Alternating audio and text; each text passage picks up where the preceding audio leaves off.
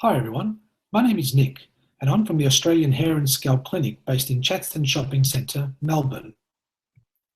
During the past 20 years, we have encountered a number of hair loss sufferers just like Michael who are desperately seeking a safe and effective way to regrow their hair.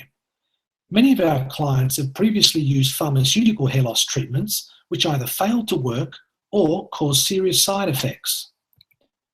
For example, let's look firstly at Michael's case.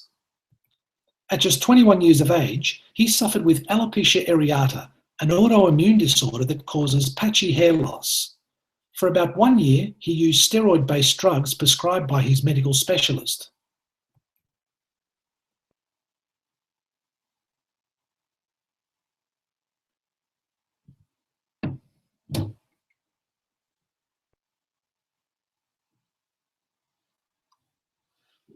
What's wrong?